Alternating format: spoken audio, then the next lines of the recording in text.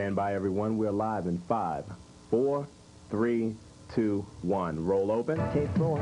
Give me full sound on tape. Sound up full. All cameras, set your shots. We have 30 seconds to the studio. CG, check the titles for the talent, please. Stand by to cue announce and cue announce. This week on JMU Today, we examine what it takes to keep the campus looking beautiful.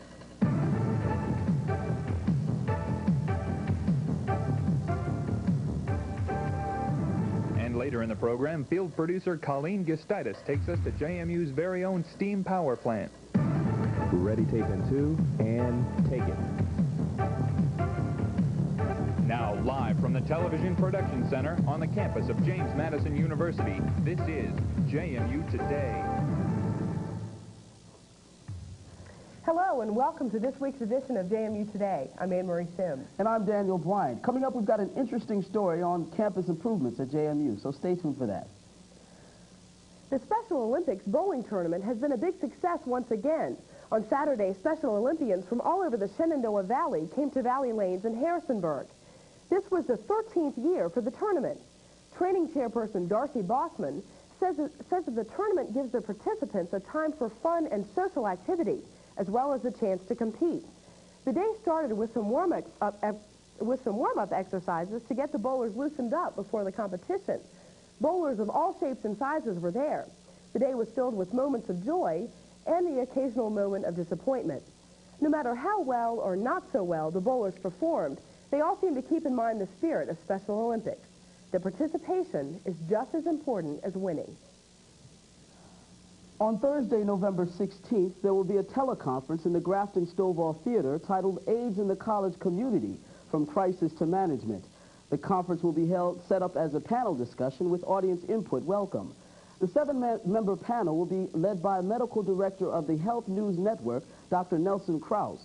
Among those joining Dr. Krause will be the Director of Student Health at the University of Virginia, Dr. Richard Keeling, and a person who has been tested HIV positive. On a campus the size of JMU, there's an estimated 17 to 24 persons infected with the HIV virus.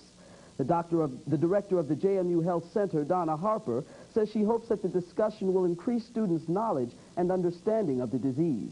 The teleconference will run from 1 to 4 p.m., and all are invited to attend. JMU takes a lot of pride in the physical appearance of its campus. Much time and planning go into this year-round project. Field producer Paul Baker takes a look at how JMU keeps on looking beautiful. First impressions are taken seriously at JMU, and when it comes to campus beautification, there isn't any messing around. Having an attractive campus does not come without work, however. JMU employs 23 staff members to operate its campus maintenance and grounds department. Grounds foreman Roy Carden says the workers handle a variety of jobs. We take care of the grounds, mowing, sodding,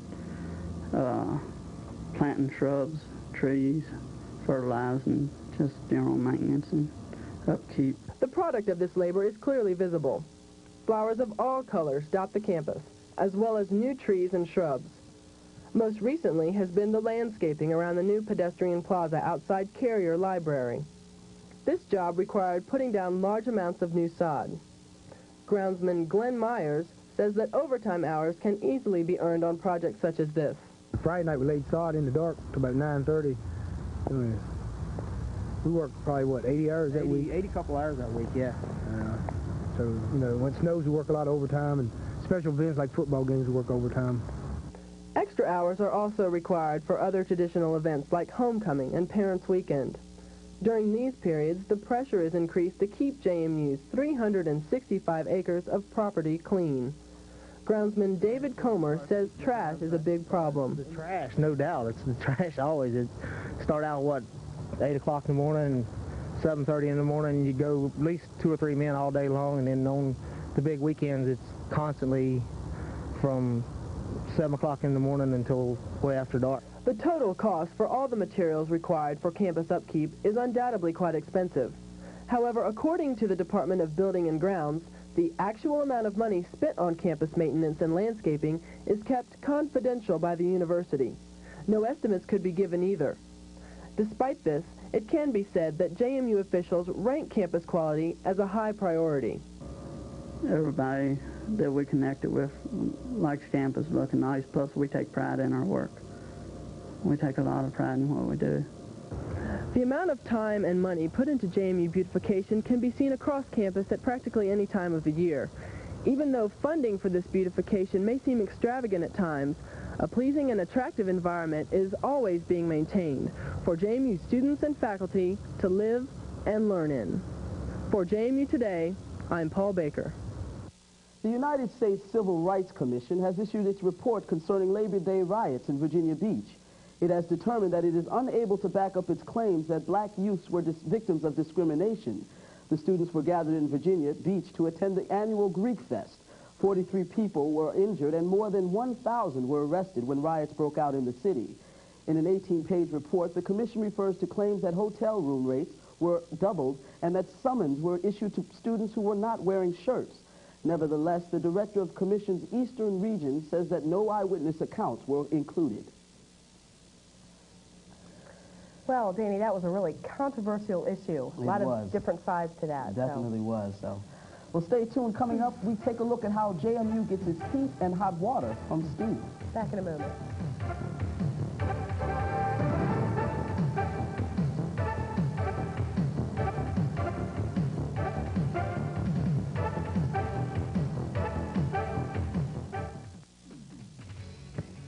Sports Fairfax is here on Channel 8. I'm Jeff Riley. It's playoff time, and this week we'll look exclusively at the high school football playoff with action from both semifinals from Division 5 and Division 6. Looking at all the teams, especially number 1, West Potomac. So be sure to join us for highlights of all the games, and we'll also have a little insight on the championship games coming up. That's Sports Fairfax Thursday at 8 and 10:30, and Fridays at 5:30 here on Channel 8. Each year, over 3 million children in America turn on their TV sets for the very first time. And when they do, HBO believes that what they see should be meaningful as well as colorful, the brain is the thought enlightening as well as entertaining. And here, that's exactly what they'll see. Nobody brings it home like HBO. If your idea of a wild night is just tuning into a couple of hours of party videos, then it's time to switch to VH1 A-Go-Go with the world's top models as your guest hosts. Hi, I'm Rachel Hendrick. I'm Christy Brinkley. I'm Cindy Crawford. I'm Sheila Johnson. I'm Elle McPherson. I'm Karen Alexander. I'm Kelly Emberg. See all of us on VH1 A-Go-Go. So switch to VH1 and party with the people you like every Friday and Saturday night.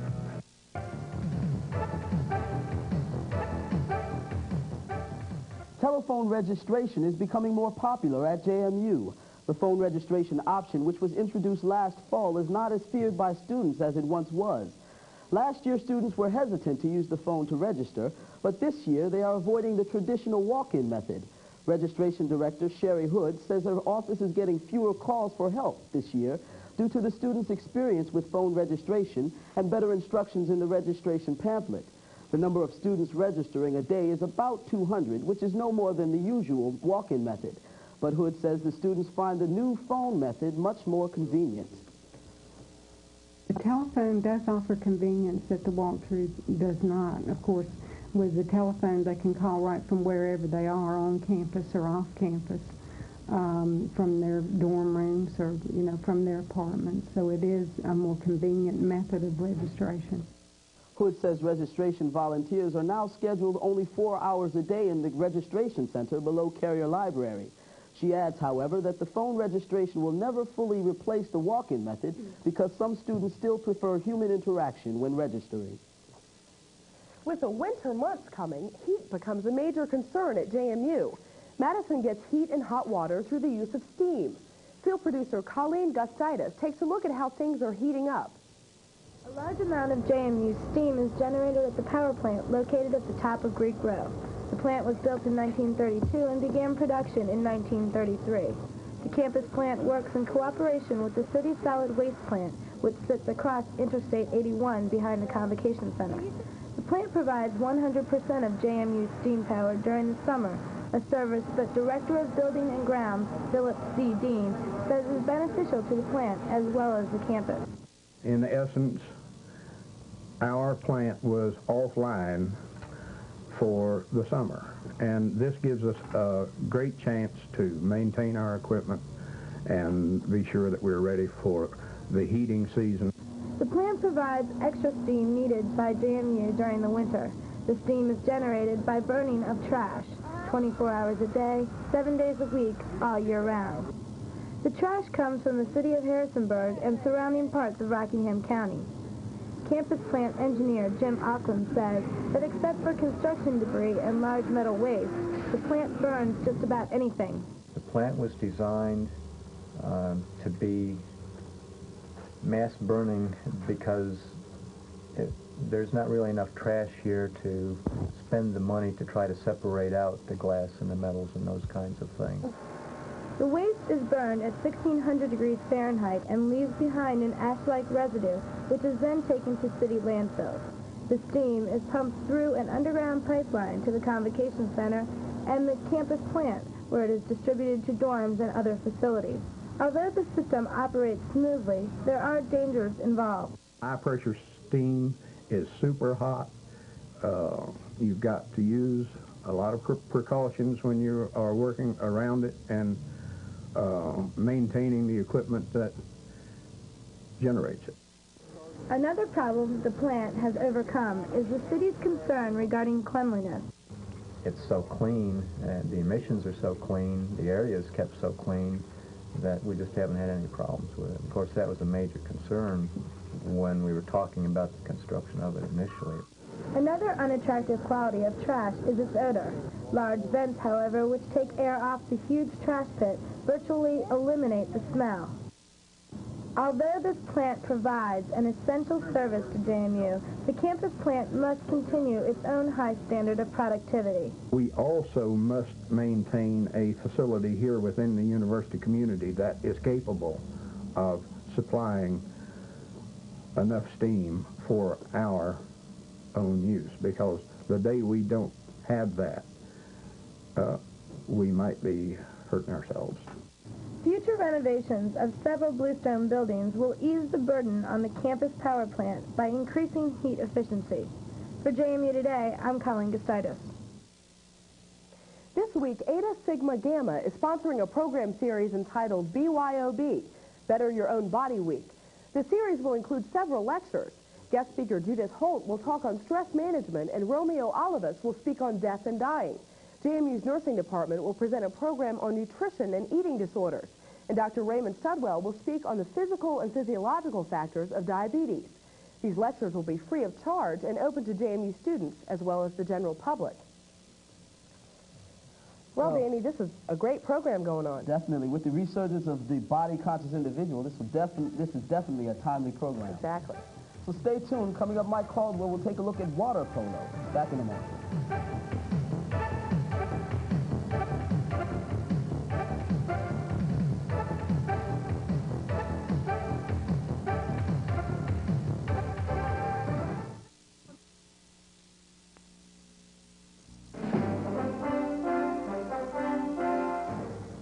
Sigourney Weaver. This woman is my secretary. She's not. Oh, no? Ask her. Melanie Griffith. How about you? I'm flat broke and crazy about a man that I will probably never see again. Well, besides that. In a new film directed by Mike Nichols. I'm telling you, she's your man. Working Girl. Call 263-1989 to rent this top event.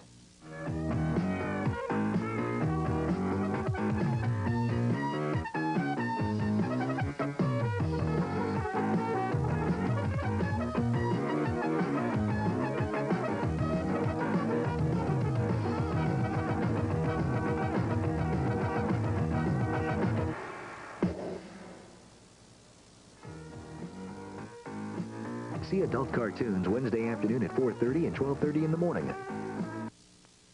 Liberace, the master showman, is now appearing on Nostalgia.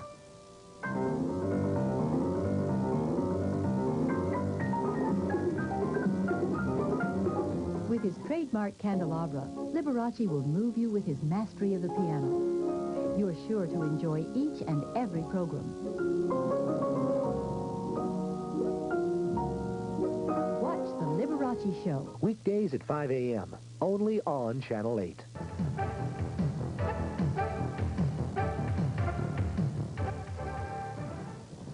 Well, folks, we've got Mike with us. What's going on in the sports world, Mike? Well, Dana and Marie, we've got some water polo, as you mentioned earlier, and some volleyball. Sounds interesting. It should be. Hello, everybody. Welcome to Duking It Out. I'm Mike Caldwell. When you hear, well, I don't know, coming out of the Convocation Center, you know it's Lefty Driesell in return of men's basketball action. The Dukes hit the hardwood last Monday night in an exhibition game against Marathon Oil. And although Madison won the contest 68-63, JMU has been far from impressive in their preseason performances. Their first exhibition game was an overtime loss to a decidedly inferior Yugoslavian national team. And don't get too excited by the win over Marathon Oil, a team without, as their name suggests, slick ball handlers and a high-grade offense. So what does Lefty think of his team as they prepare for an unfriendly aloha from the 7th-rated Carolina Tar Heels in the Maui Classic? Lefty, what do you think? You know, I thought we played better. We still got a lot of improving to do, but I was happy with our effort. And, you know, when the game got close, we hit the big shots offensively. We took good shots. And the only thing is we missed a lot of free throws at the end, which really shouldn't have been as close as it was. It's been said that close only counts in dancing, horseshoes, and hand grenades. And for the second week in a row, close for the JMU football team has counted for 2 losses.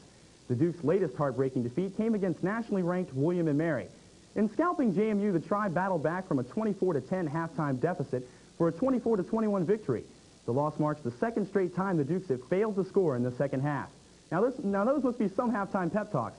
Come on, guys, we're up now, so why score the rest of the way? Just kidding, Joe. The Dukes' once promising and presently painful season comes to an end this Saturday out at the stadium. No playoffs for the Dukes, but good luck to Madison just the same against Northeastern. One bright spot did come out of the weekend as far as JMU football goes. Ex-Duke and current San Francisco defensive end Charles Haley scored a touchdown this past Sunday versus the Atlanta Falcons. Haley recovered Falcon quarterback Chris Miller's fumble and ran it in for the score. The Niners went on to win the game 45-3, and in keeping with JMU football tradition, Haley scored his touchdown in where else but the first half. The JMU volleyball team has good reason to be encouraged next year. The Dukes ended this season by spiking all the way to the CAA finals last weekend. William & Mary then took 3 games from the Dukes to capture the title, and though the Dukes were a paltry 5-29 going into the tournament, they felt like they were right where they wanted to be when the Tribe took the court. William & Mary is a beatable team. Our team is great, and I really feel that we could have beat them, but it just wasn't our night. We went into the William & Mary game thinking we have to hold on to first place. It wasn't like, okay, we're satisfied with second place. It was more like we've got to keep them from taking first place away from us. Savage Natatorium, that's the place where you swim, has been buzzing recently with the early season successes of the men's and women's swim teams. But there's another year-round inhabitant of the Natatorium's waters that gets much less notoriety. Yes, Virginia, there's a water polo team here at James Madison University. Water polo is an extremely demanding sport requiring great skill, strength, stamina, and smarts. Club President Brian Tilton says that some of his players have differing basic needs and skills. It varies, it really does. It depends on whether or not the person's coordinated with their hands and whether or not they have good stroke. You can be coordinated with your hands and not be able to swim, and vice versa, not be able to swim and still be good with their hands, and it varies. Most players on the current squad had no prior experience whatsoever. Player coach Scott Van Horn stresses the fact that new players must be prepared for the sport's intensity level. But it's not a game you can take lightly, and you find that out real fast if you hop in. You know, first time that some of these guys get to play in an actual game, they learn what it's all about, and it's not something you fool around with. Polo is a club sport here at JMU, which means that the team gets very little financial support from the university. To counter this, club members pay yearly dues, which go toward financing such things as road trips for matches. Among many away matches, the team has traveled to such places as Slippery Rock, Pennsylvania, and Raleigh, North Carolina. And finally, the Colonial Athletic Association no longer has a participant in the NCAA soccer finals. Hey, they should have invited JMU. George Mason lost to George Washington, kind of sounds like an election campaign, in the first round of the tournament. The Patriots were the lone representative of the CAA. In other action concerning the state, the Virginia Cavaliers moved on to the second round, while the ODU Monarchs, Butterflies, were bounced off after one contest. It's kind of cruel to do to butterflies, but hey, that's it for sports. Well, thanks a lot, Mike. I don't know about you guys, but I'm ready for the basketball season to begin. Exactly, I'm really pumped. The first game, in case you were wondering, is November 25th. Again, they're going to go to Hawaii. Poor guys get to travel all the way out to Hawaii for some basketball action. Darn. Yeah. When's the first home game? The first home game is December 7th against Virginia Tech. Good, I'll be there. I will be there. In-state clash. All right. Well, coming up, we'll take a look at the latest campus terror. Stay with us. Back in a moment.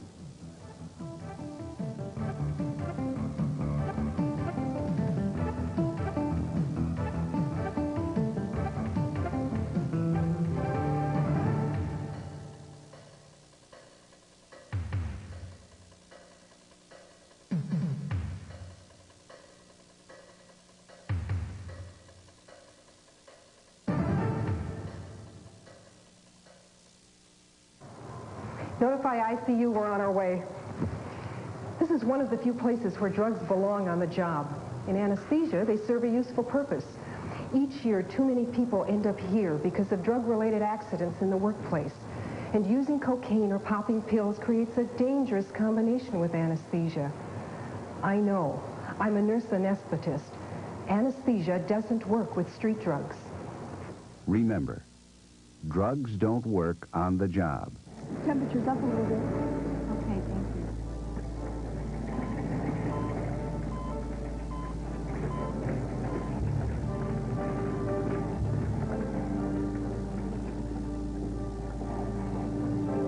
How's it going today, Kevin? Still breathing. Captain, we have a problem back here. See you later. Yeah, advise Emily. Let's get some light on. He's in the attack now. How you doing? Feeling a little dizzy. Start an IV, your bullets, lidocaine, start a drip. I'll go get a phone pack. Okay. You're 200 miles north of the nearest hospital and 31,000 feet above it. Ambulance and a flight surgeon, and our ETA will be 2300. In the Air Force, you really have to know what you're doing because there's no one there to do it for you. It's gonna be fine. Aim high. Air Force.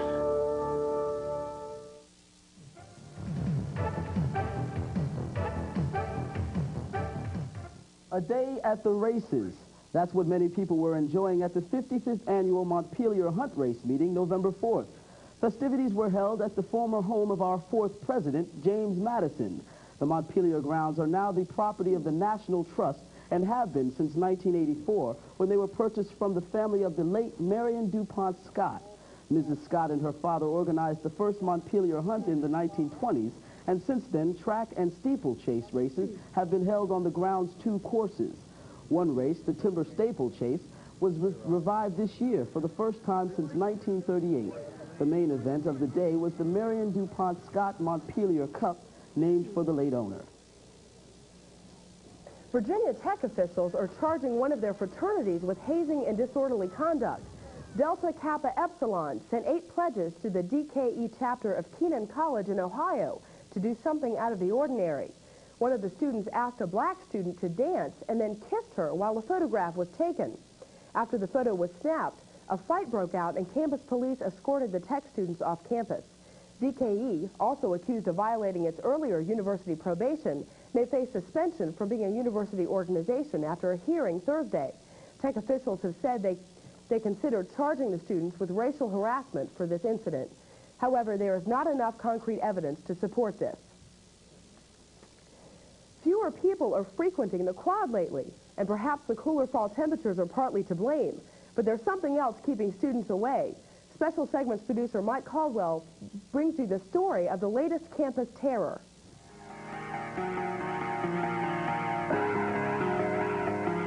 Another beautiful autumn day on the quad.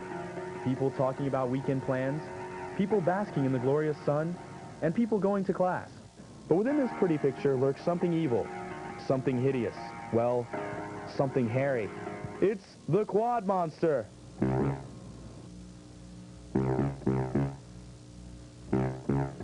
Numerous attacks by the Quad Monster have been reported in the Quad area, hence the name. Apparently a black hairy thing resembling a Halloween costume wig is pouncing upon unsuspecting victims. Our JMU Today camera spotted one such attack. Strangely enough, our victim was speechless following the assault. No one's able to talk after they've been hit by it.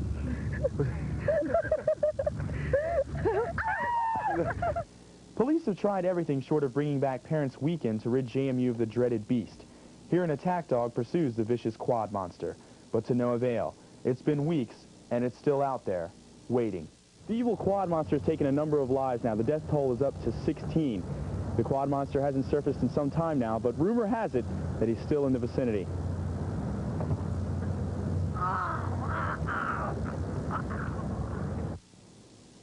After devouring my cameraman, it was my turn.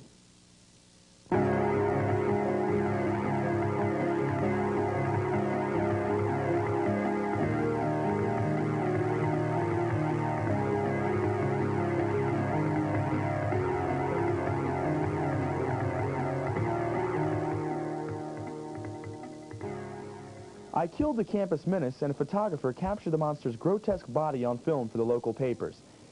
It's good to know that JMU's quad is once and for all free from the quad monster, and thus a safer place.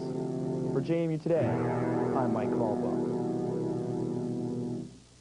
Well, it looks like the evil quad monster is gone. So. I don't know. I think I've seen him on campus somewhere. You saw him going out of the frame there. There's room for the quad monster, too. A revenge of the quad monster, too. Whoa. Well, that about does it for all of us here at JMU Today. But before we go, Stephen Fogelman is here in the studio to tell us a little bit about what's coming up on midweek. What's coming up? Dan, Anne-Marie, Mike, today we're going to be discussing the hot topic of cosmetology. We've brought in 2 local owners of boutiques from around Harrisonburg, and we brought in their guinea pigs, 3 JMU students, 2 girls and 1 guy, who were made up, dressed up in one case, and had their hair done. They'll be representing the business look, the everyday look, and the romantic look. You're going to know what's hot and what's not in the 90s. And Mike, maybe you can show us what's hot later on. Well, thanks a lot for tuning in this week, and we'll see you next week. Same time, same place. Bye-bye. Bye-bye.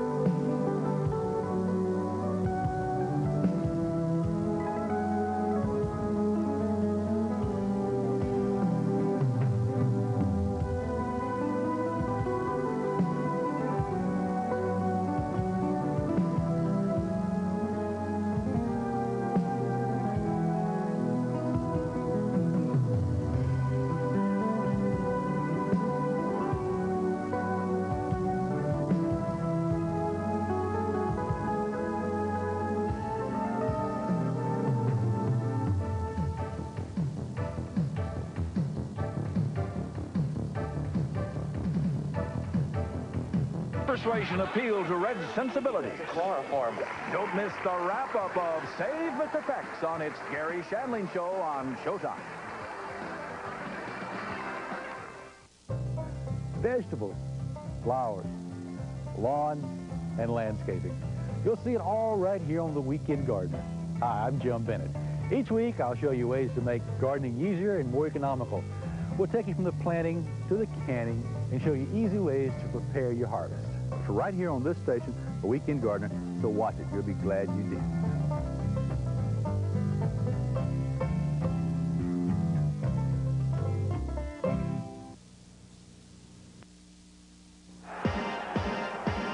This fall, Michael Jordan moves. Magic Johnson moves. Larry Bird moves. This fall, the NBA moves from TBS to a new cable channel, TNT. Every NBA star, every NBA team, twice each week, all season long. Go where the NBA moves, TNT.